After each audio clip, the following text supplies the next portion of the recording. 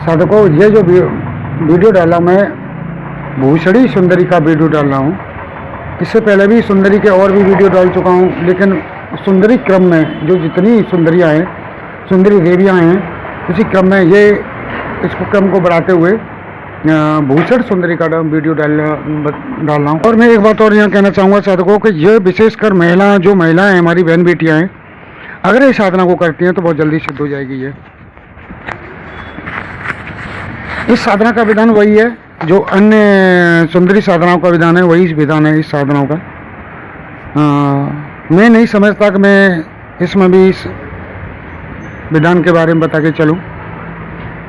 और मैं यहाँ ये एक बात और कहना चाहूँगा कि बहुत से साधकों के मेरे पास मैसेज आते हैं, व्हाट्सएप आते हैं कि गुरुजी सुंदरियाँ क्या करती हैं। तो मेरे भाइयों सुनो, ये दिव्य पराशक्तियाँ होती हैं, ये सिद्ध होने पर कुछ भी कर सकती हैं, कुछ भी दे सकती हैं साधक को।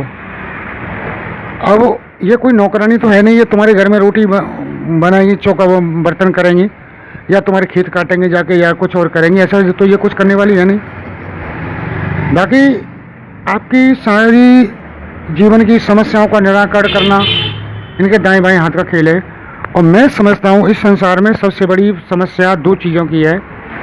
नंबर 1 धन की, और नंबर 2 बीमारी की। कुछ समस्याएं वो भी हैं जो घर में कलह होता रहता है, धन संपत्तियाँ हैं लेकिन कलह हो रहे हैं, तो उनकी भी है। तो मेरे साधकों, ये सभी सुंदरियाँ देवी जो साधना है, इन समस्याओं को तत्काल पलक झपकते ही दूर कर देती हैं। और ऐसी कोई समस्या साधक के नहीं रहती कि कोई साधक परेशानी उठाए या कोई दिक्कत पैदा हो उसके जीवन में। इनसे मेरे पास मैसेज आते रहते हैं, लोग कहते हैं कि गुरुजी ये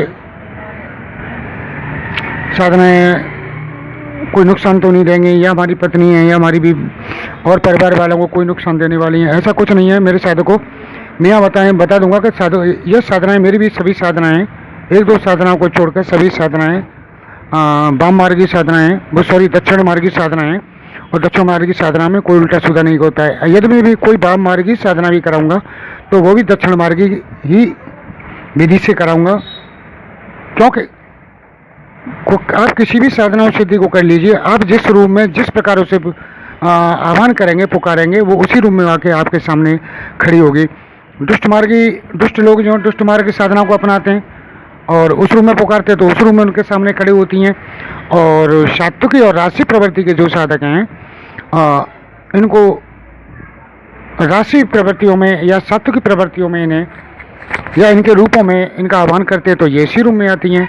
गीता में भगवान श्री कृष्ण ने कहा है कि अर्जुन, तू किसी रूप में मुझे पुकारेगा, कि जिस रूप में तुम्हें मैं पुकारेगा मैं उसी रूप में आऊँगा।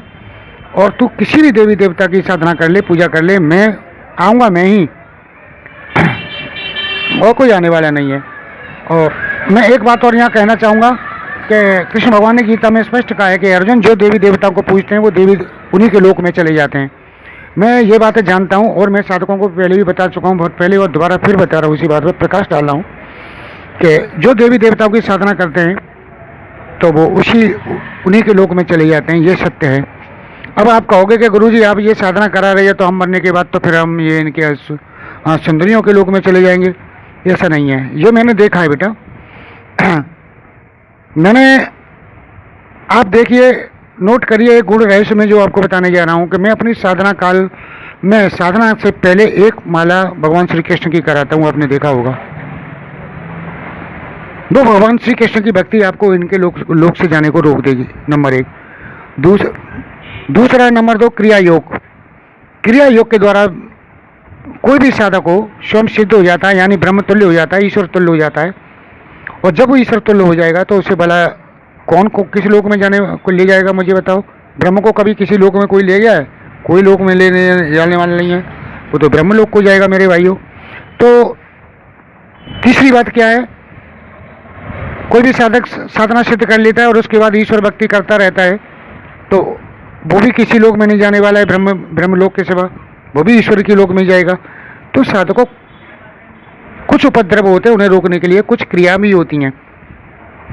ऐसा नहीं है कि हम किसी के डर से बैठ जाएं और हम कोई काम ना करें कि हम इसके लोक में चले जाएंगे। अरे भाई, इसको रोकने के लिए कुछ क्रिया हैं, अब साधना सिद्ध करो। अब मैं भी तो हूँ, मैं किस किस लोक में जाऊँगा बताऊँ? मैं कितनी साधनाएँ परीक्षण करता रहता हूँ बैठा बैठा, फिर उनको डालता रहता हूँ वीडियो में उनके मंत्रों को। तो क्या मैं इनके सभी के लोक में मैं ही चला जाऊँगा? किस किस लोक में जाऊँगा बताऊँ? मैं किसी लोक में जाने वाला नहीं हूँ, क्योंकि मैं माँ पीताम्बरा की साधना करता हूँ। भगवान श्री कृष्ण के मेरे आराध्य हैं और वही मेरे जमान पे, दिमाग पर, मस्तिष्क पे विराजमान रहते हैं। तो साधकों, भला मुझे कौन किस लोक में ले जाएगा? तो साधकों, ये सब बातें गोपनीय गूढ़ रहस्य वाली बातें हैं। तो ये आप चिंता ना करें कि मरने के बाद इस लोक में चले जाएंगे कि उसके लोक में चले जाएंगे। कोई कहीं किसी लोक में नहीं जाने वाला है।